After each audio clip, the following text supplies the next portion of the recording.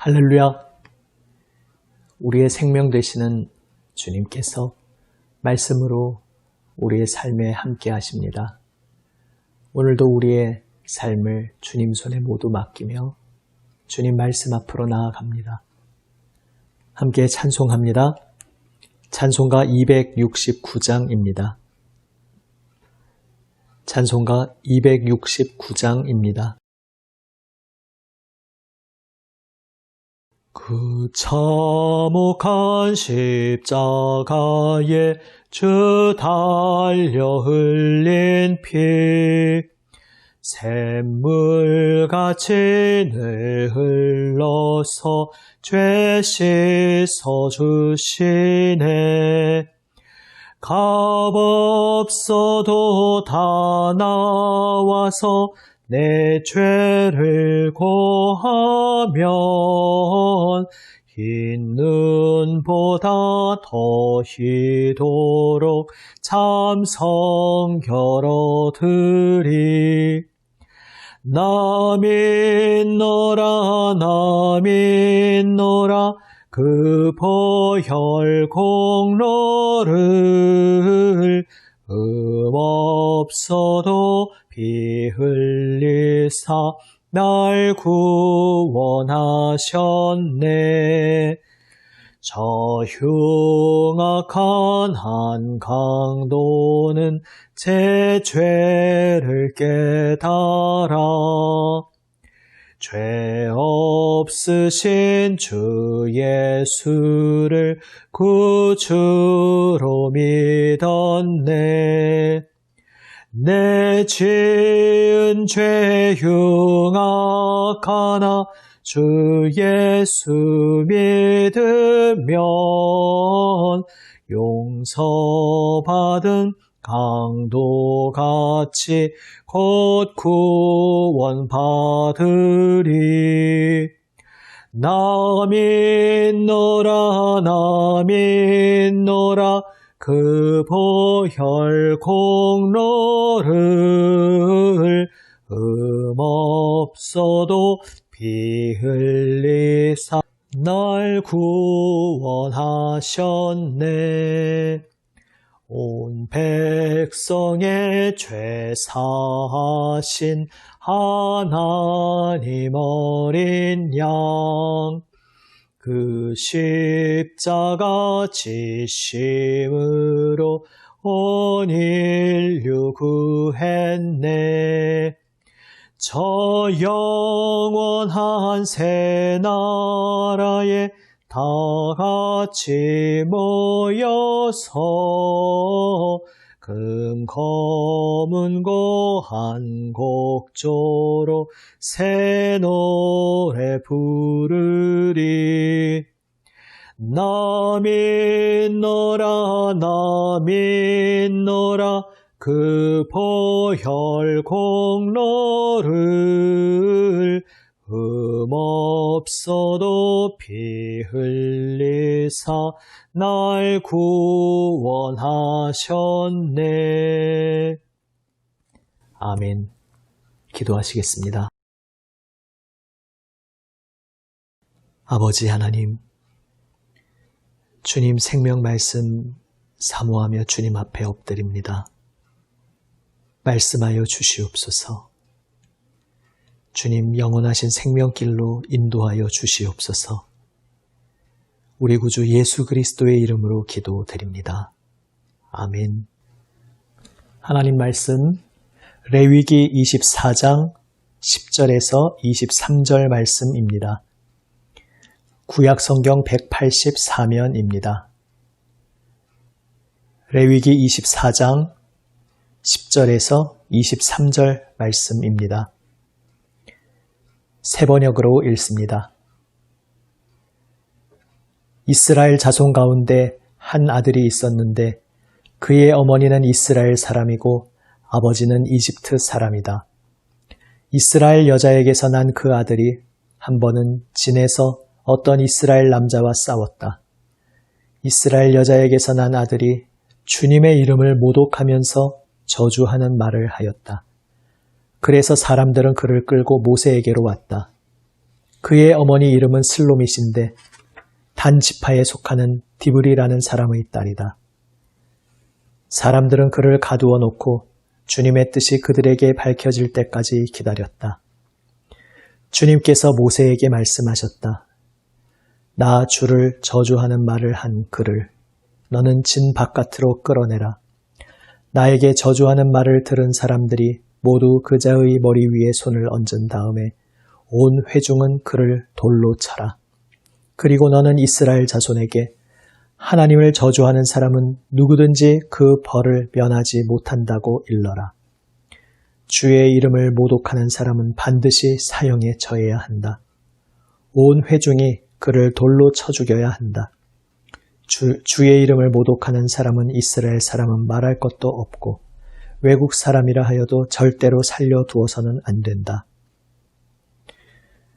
남을 죽인 사람은 반드시 사형에 처해야 한다. 짐승을 죽인 사람은 생명으로 생명을 갚아야 하므로 살아있는 것으로 물어주어야 한다. 자기 이웃에게 상처를 입혔으면 피해자는 가해자가 입힌 만큼 그 가해자에게 상처를 입혀라. 부러뜨린 것은 부러뜨린 것으로, 눈은 눈으로, 이는 이로 갚아라. 상처를 입힌 사람은 자기도 그만큼 상처를 받아야 한다. 남의 짐승을 죽인 사람은 그것을 물어주어야 하고 사람을 죽인 사람은 반드시 사형에 처해야 한다. 이 법은 이스라엘 사람에게는 말할 것도 없고 함께 사는 외국 사람에게도 같이 적용된다. 나는 주 너희의 하나님이다. 모세가 이렇게 이스라엘 자손에게 말을 전하니 사람들은 주님을 저주한 그를 진 바깥으로 끌어내서 돌로 쳐 죽였다. 이렇게 이스라엘 자손은 주님께서 모세에게 명하신 그대로 하였다. 아멘.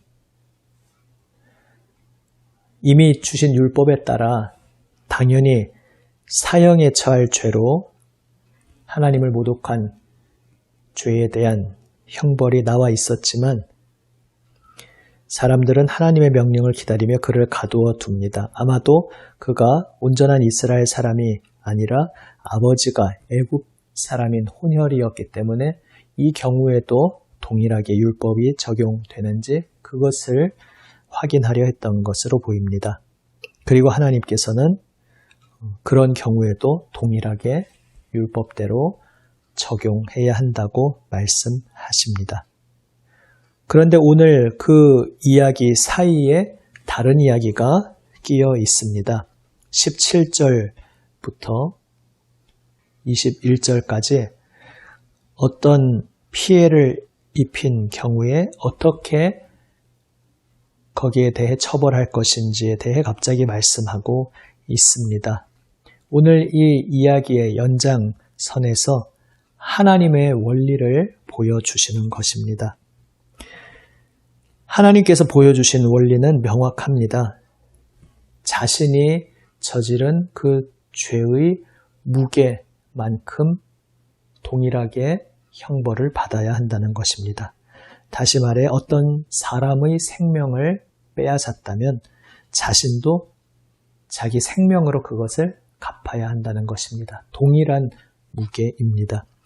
짐승을 죽게 만들었다면 자기 짐승으로 짐승을 갚아 주어야 했습니다. 이웃에게 상해를 입힌 경우에는 그에게 입힌 그 상해와 똑같은 상태로 자신도 상해를 입어야 한다 말씀하십니다.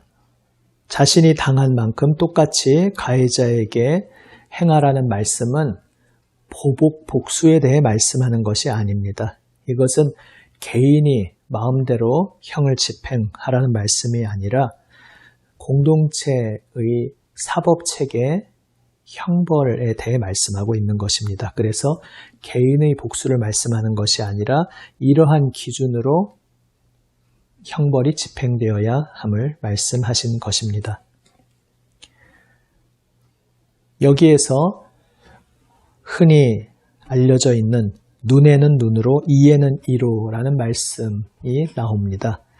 그리고 오늘 본문 맥락을 보면 세상에 흔히 알려진 그러한 느낌, 뉘앙스와는 좀 다른 내용이라는 것을 확인할 수 있습니다. 우리는 눈에는 눈, 위에는 이라고 하면 흔히 동일하게 되갚아주는 복수에 대해 말씀하는 것으로 생각할 수 있습니다. 하지만 오늘 본문은 그런 내용이 아닌 것입니다. 자신이 지은 죄에 따라 처벌받을 때에 그 원리를 말씀하시는데 여기에 두 가지가 들어 있습니다. 하나는 죄의 무게를 엄정하게 느껴야 한다는 것입니다.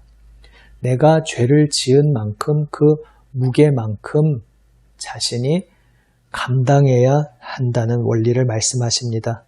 다시 말해서 자신이 지은 죄의 무게를 가볍게 여겨서는 안 된다는 말씀이며, 또한 내가 누군가에게 피해를 주었는데 그 피해 입은 사람의 아픔을 나 자신의 아픔으로 동일하게 짊어지고 느껴야 한다는 것입니다. 내 생명이 귀한 줄 알면 다른 사람의 생명도 귀한 줄 알아야 한다는 말씀입니다. 내 눈이 귀한 줄 알면 다른 사람의 눈도 귀한 줄 알아야 하고, 내 이가 귀한 줄 알면 다른 사람의 이도 귀한 줄 알아야 한다는 말씀입니다. 그래서 다른 사람의 고통을 나의 고통으로 느끼며 상대방과 내가 한 몸임을 기억하며 살라고 말씀하신 것입니다. 그리고 또한 어떤 원리가 여기에 들어 있습니까? 자신이 지은 죄보다 더 지나치게 형벌을 받아서도 안 된다는 것입니다. 눈에는 눈, 이에는 이, 자신이 지은 무게, 자신이 지은 죄의 무게만큼 감당하되 지나치게 무거운 형벌을 받아서는 안 된다는 것입니다. 상대방에게 상해를 입혔는데 내 생명으로 그것을 갚게, 그렇게 무겁게 적용해서는 안 된다는 것입니다. 그래서 이 두 가지 원리 모두에 하나님의 긍휼이 나타나 있습니다. 내가 귀한 줄 알면 상대방도 귀한 줄 알아야 한다. 바로 우리로 하여금 하나님의 긍휼의 마음을 알도록 하시는 말씀이고, 또한 죄를 지은 자도 자신이 지은 죄보다 더 중한 무게를 지지 않도록 그 무게만큼만 감당하도록 제한하시는 하나님의 긍휼을 우리는 발견하게 됩니다. 마지막으로 그런데 오늘 본문에서 주목하게 되는 바가 있습니다. 오늘 애초에 이 이야기, 그 이야기에 대한 것입니다. 하나님을 저주한 자는 율법에 따라 사형에 처해집니다. 지금까지 본 그 원리를 여기에 비추어 봅니다. 자신이 지은 죄의 무게만큼 형벌을 받아야 한다 말씀하셨습니다. 그런데 지금 누구의 생명을 해친 것이 아닌데 사형당합니다. 하나님을 저주했기 때문입니다. 하나님의 이름을 모독했기 때문입니다. 다시 말해서 하나님의 이름을 망령되이 일컫는 것, 하나님의 이름을 가볍게 여기는 것은 생명만큼 무거운 그러한 문제임을 말씀하고 계신 것입니다. 우리의 삶을 돌아보기 원합니다.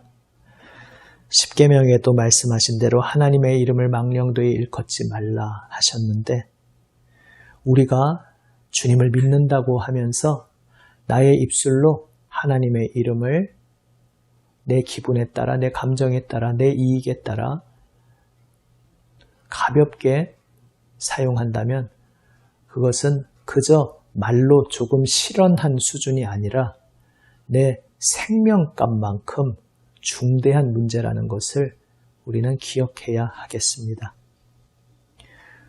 오늘날 우리가 기독교인으로서 신앙생활 한다고 하면서 자칫 자기도 모르게 내 신앙의 습관에 젖어서 하나님의 이름을 함부로 남용할 수도 있습니다. 내 생각, 내 뜻이 마치 하나님의 뜻인 양 그렇게 아전인수격으로 연결시키고 하나님의 이름을 팔아서 나의 주장을 펼치려고 할 수도 있습니다. 그러한 모든 것들은 하나님의 이름을 망령되이 일컫는 것입니다. 하나님의 이름의 그 중한 무게를 가볍게 여기는 것입니다. 그리고 그것은 생명으로 갚아야 할 만큼 중한 죄라고 주님께서 말씀하고 계십니다. 그리스도인의 거룩한 삶에서 입술이 참 중요합니다. 말이 참 중요합니다.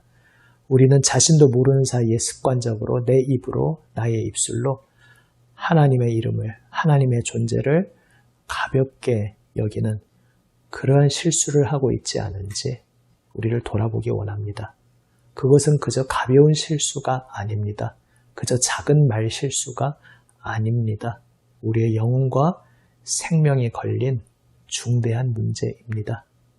우리의 온 마음으로 하나님을 경외하고 날마다 두렵고 떨림으로 하나님을 의식하며 살아야겠습니다. 하나님의 이름을 두려워하며 경외하는 자리가 바로 참된 생명의 자리입니다.